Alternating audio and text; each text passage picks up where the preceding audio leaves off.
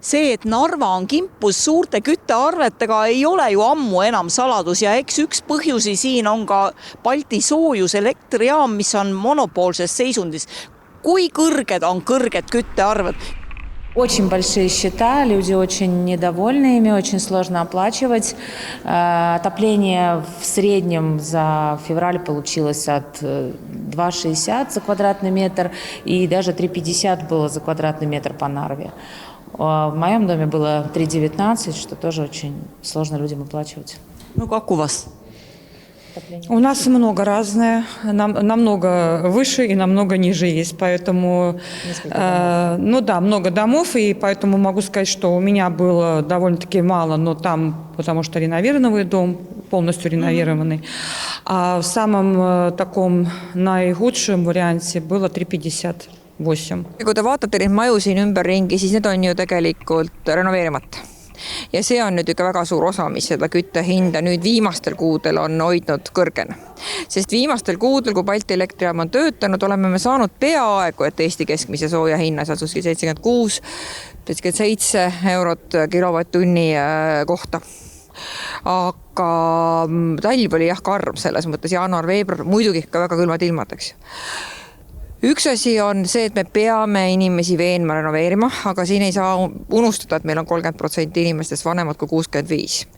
Ja tüüpiline vastus on see, et minu elu lõpuni las olla parem nii. И счета у нас за отопление достаточно высокие. 2,65, 2,44. Но вот говорят сравнительно, это как бы еще не так много. Но мы считаем, это все равно много. Людям тяжело оплачивать эти счета. Дети с семьями, пенсионеры.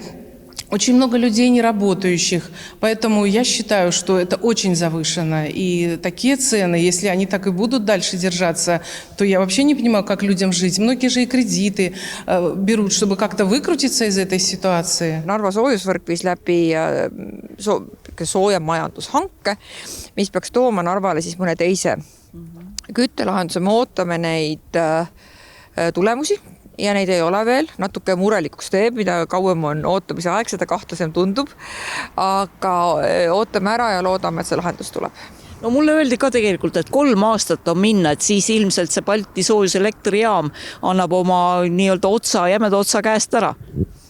No jah, vähem kui 3 aastat peaks seda aega olema. Balti soojuselektrijaam on minuga ühest sünniaastast, nii et päris palju juba elus näinud, et ega ta päris töökindel ei ole, aga mis Eesti sellisest energiapoliitikast üldse saab, on ju suur küsimus, mitte ainult Narvas. Tegelikult aitaks oluliselt raha säästa just renoveerimine, mida mainis ka linnapea ja mille suhtes ollakse Narvas umbuslikud, et see on kallis ja kas tasub üldse minu eluajal ennast ära. Вы сделали реновацию, и вы намного стали платить меньше? Намного.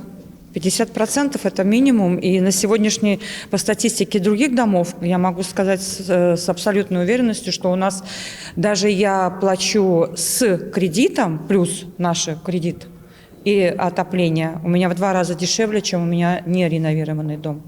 Ну вот скажите, сколько у вас было за реновированный дом вот за февраль? За реновированный у меня было 1,58. See, et korteriomanikud hooneid renoveerida ei taha ja maksta tuleb ka vee, elektri ja teiste kommunaalteenuste eest, on küttearvete teema Narvas muutnud sotsiaalseks probleemiks, mida püütakse leevendada ka toimetuleku toetusi taotledes. Jaanuaris meie poole pöörduti ikkagi 407 perekonda ja taotlused on menetletud ja neile ikkagi toimetuleku toetus on määratud. Veebruaris kuus ikkagi neid juba oli 443, see tähendab, et 10% oli juures. Toimetuleku toetuse määramisel me peaksime arvestama ikkagi piirmääraga. Esimese täiskasvanu peale ikkagi leibkonnas tuleb ikkagi 220 eurot, peaks jaama peale kommunaalkulusid kulude maksmist. Teise liikmele 176 ja lapsele läheb ikka 264. Ikkagi kõik toetused, kõik sissetulekud võetakse arvele ja kui peale ikkagi kommunaalkulude tasumist ikkagi ei jätku ikkagi elamiseks, sest ikkagi määratakse toimetulekutoetust. Muidugi Narva puhul tuleb arvestada ka suhteliselt madalaid sissetulekud, umbes 500 eurot madalam kui Eesti keskmine, aga siin ütlevad kõik jälle, et vaadake, mis meil on. Nii et üks keeruline lugu. Narva keskuste soojakulu kohta andis meile kommentaariga Tarmo Kleiman Narva Astria Fama keskusest. Tema sõnul saavad ettevõtted targasti majandades hakkama. Ta kirjutab. Kui vaadata kõrvalkulusid ruutmeetri kohta, siis ei ole kommunaalkulud meie keskustes viimastel aastatel oluliselt kasvanud. Näiteks Astri keskuses oli üüripinna kasutamisega seotud kõrvalkulud 1 ruutmeetri kohta möödunud aastal praktiliselt samal tasemel kui 2024. aastal ning ka Fama keskuses on kulude tase jäänud samasse suurusjärku. Kaubanduskeskuste puhul aitab kulusid stabiliseerida see, et hooned on tehniliselt juhitud tervikuna. Samuti tegeleme igapäevaselt selle nimel, et üüripinna kasutamisega seotud kulud oleksid võimalikult madalad.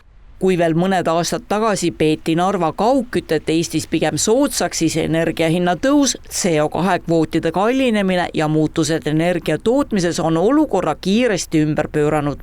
Lähiaastatel võib siiski oodata mõningast leevendust. Plaanis on arendada uusi soojuse tootmise lahendusi, mis kasutavad rohkem taastuvaid kütuseid ning vähendavad sõltuvust kallist gaasist ja CO2 mahukast tootmisest.